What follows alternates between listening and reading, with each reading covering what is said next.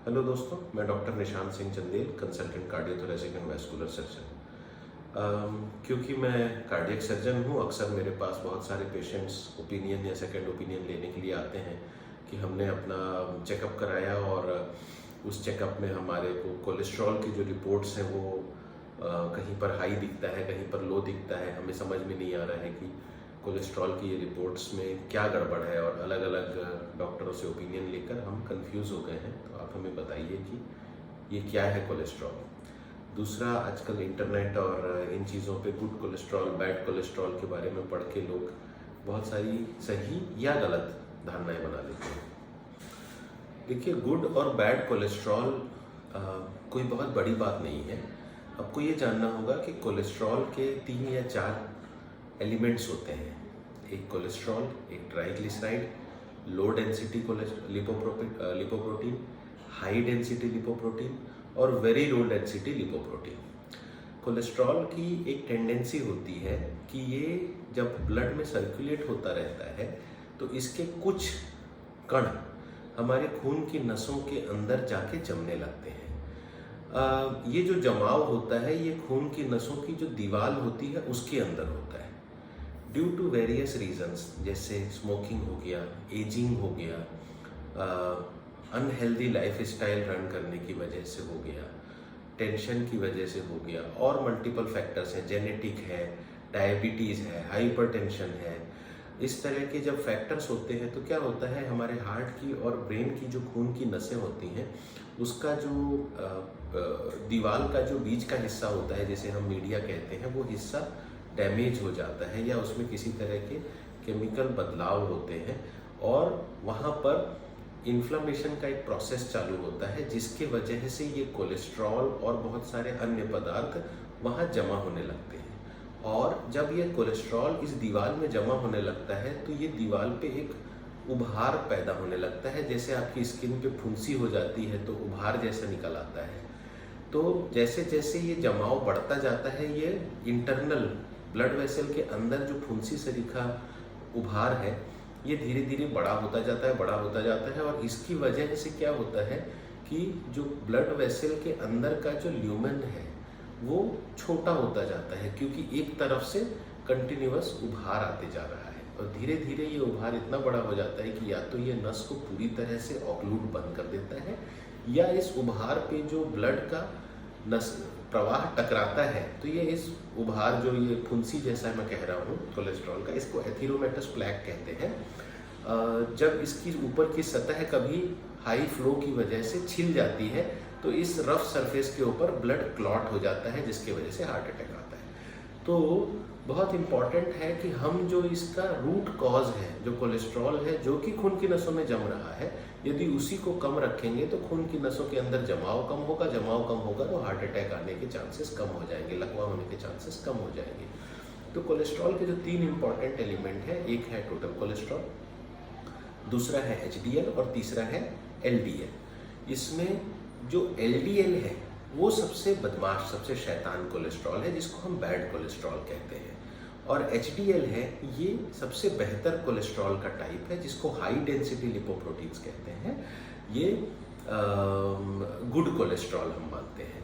और total cholesterol की जो वैल्यू होती है ये एक गाइडलाइंस की तरह काम करती है कि अगर कोलेस्ट्रॉल हाई है तो मोस्ट ऑफ द केसेस में एलडीएल भी हाई होगा।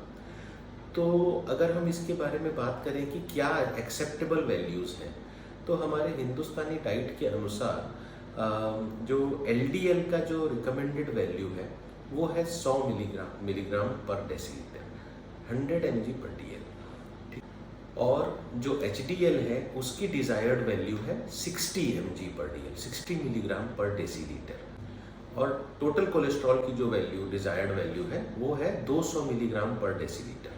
अब ये जो है ये आइडियल वैल्यूज़ हैं जो कि मिनिमम हमको मेंटेन करके चलना चाहिए। तो अगर आप समय समय पर अपना कोलेस्ट्रॉल चेक कराते हैं, से फॉर 6 मंथली या ईयरली कराते हैं, तो आपको एक रफ गाइड मिल जाता है कि हाँ भाई मेरे ब्लड में कोलेस्ट्रॉल की मात्रा बढ़ रही है या मेरे ब्लड में एलडीएल की मात्रा बढ़ रही है, तो मुझे अपना डाइट कंट्रोल करना है, मुझे तली हुई चीज़ें नहीं खानी है, मुझे स्मोकिंग छोड़ना है, मुझे एंटीऑक्सीडेंट्स मतलब ड्राई फ्रूट्स और हेल्दी फूड खाना है, साग ज़्यादा खाना है, मुझे पानी ज़्यादा पीना है, मुझे एक्सरसाइज करना है, ये सारी चीज़ों का आपको ध्यान रखना होता है।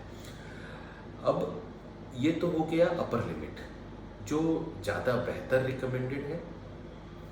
इसके बाद जो नेक्स्ट लेवल है जिसमें हम मीडियम रिस्क मानते हैं, इसमें अगर एलडीएल का वैल्यू आपका 100 से बढ़कर 130 के बीच में हो, एचडीएल का वैल्यू 60 से घट के 40 तक पहुंच जाए, या टोटल कोलेस्ट्रॉल का वैल्यू 200 से बढ़ के 250 हो जाए, ये एक हम कह सकते हैं कि एक मीडियम रिस्क है। अगर ये वैल्यूज आ गई हैं तो आपका अलार्म ऑन हो गया है और आपको अपना देखभाल करना तुरंत शुरू कर देना चाहिए। अनडिजायरेबल वैल्यू मतलब आप बहुत बड़े डेंजर जोन में हैं, ये तब है जब आपका एलडीएल का वैल्यू 130 से बढ़कर या 150 से ऊपर चले जाए, कोलेस्ट्रॉल का वैल्यू 250 या 300 से ऊपर चले जाए, और एचडीएल का वैल्यू 40 से भी कम हो जाए। दैट मीन्स आपके बॉडी में बहुत सारा गड़बड़ चल रहा है और आपको तुरंत दवाइयाँ शुरू करनी होंगी, और डाइटरी मॉडिफिकेशन या एक्सरसाइज अकेले आपका समस्या का समाधान नहीं कर सकते हैं।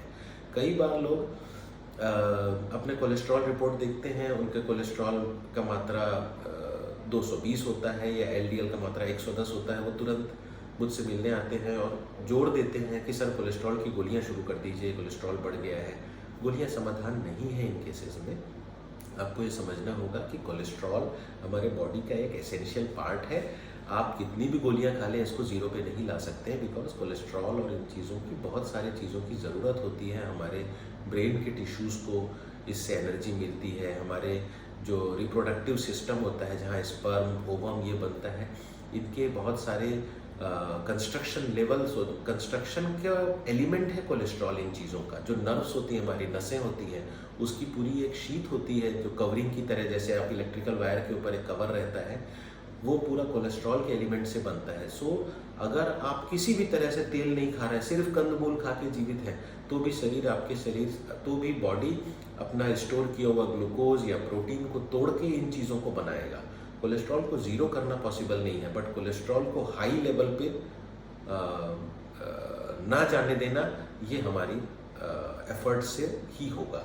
तो जो डिज़ायर्ड एक्सेप्टेबल लेवल है उधर तक अगर आपका कोलेस्ट्रॉल रहता है तो आपको समस्या होने की गुंजाइश काफ़ी कम हो जाती है।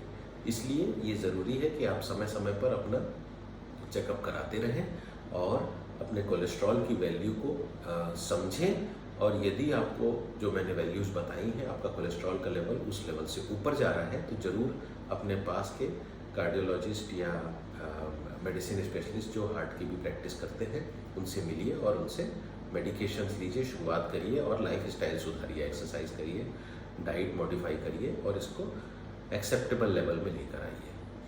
अपना ध्यान रखिए। नमस्कार।